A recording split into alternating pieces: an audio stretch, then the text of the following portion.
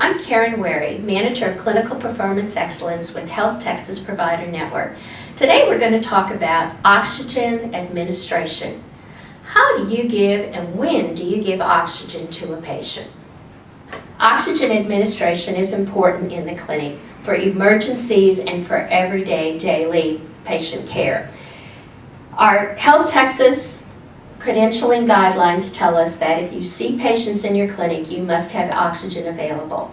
This could be for the emergencies. It also could be for those patients who come in on oxygen and they end up staying later than they thought and their oxygen tank runs empty. You have to know how to deliver oxygen and do it safely so that you and the patient are safe. Health Texas has available to its clinics a tank that's pretty new on the market. This tank is called a grab and go or walk a two about.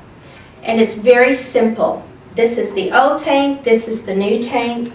The problem with the new tank is the company who manufactures it cannot make enough of them fast enough for us. So for 2.5 years we have been trying to get the grab and go into all of our clinics. It's very simple to operate.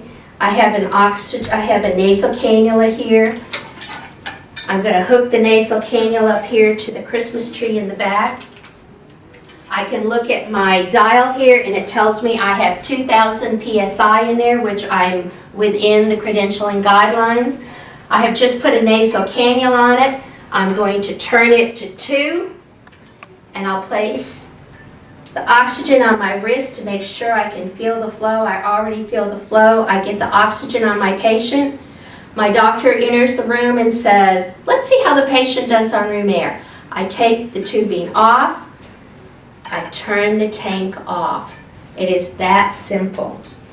It actually releases the oxygen. It does all the work for you. And that's why this is so safe to use in your clinic. You turn it on, you turn it off, and it tells you at all times how much oxygen is in there. You're going to want to reach the company that you get your oxygen supply from and ask them about the grab and go, or also known as the walk a two about.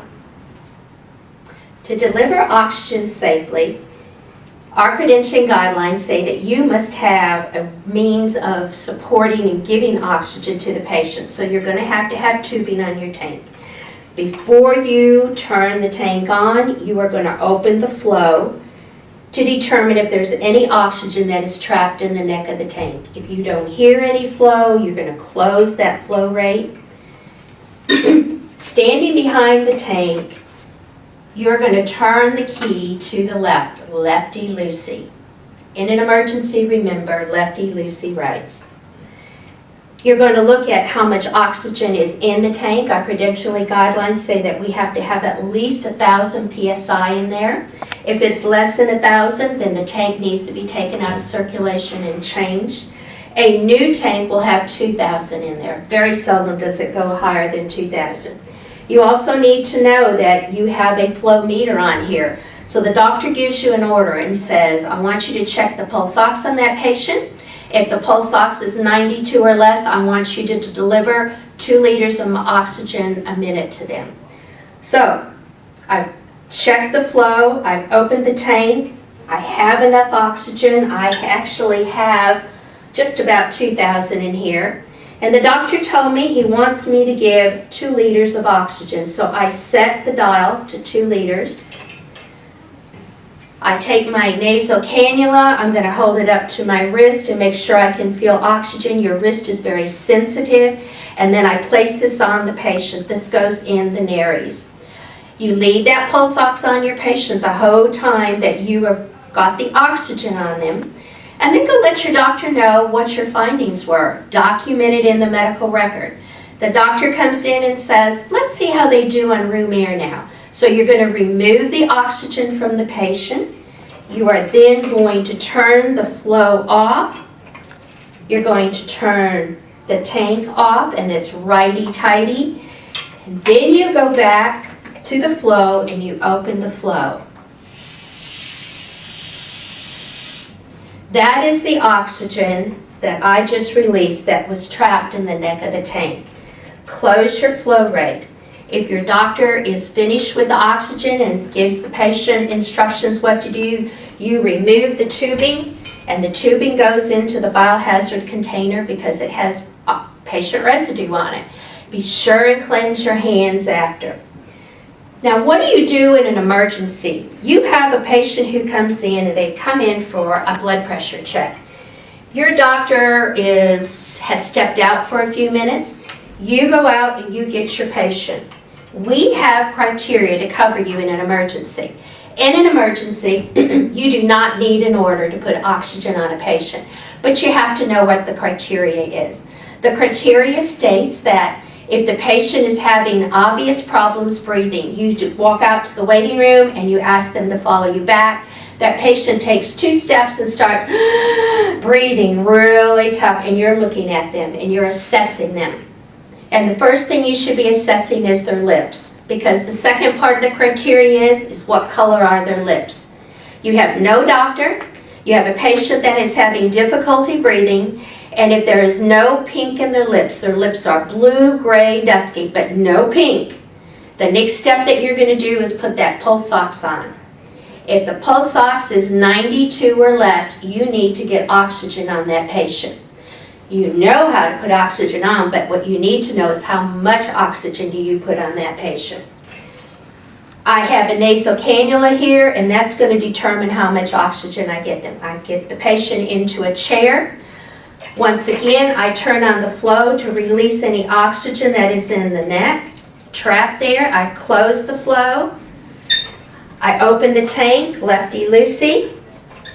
I have 2,000 psi in the tank, and I'm going to set the flow to 2 liters because I have a nasal cannula. A nasal cannula dictates, because there are 2 prongs that go into the nares, that's 2 liters per minute.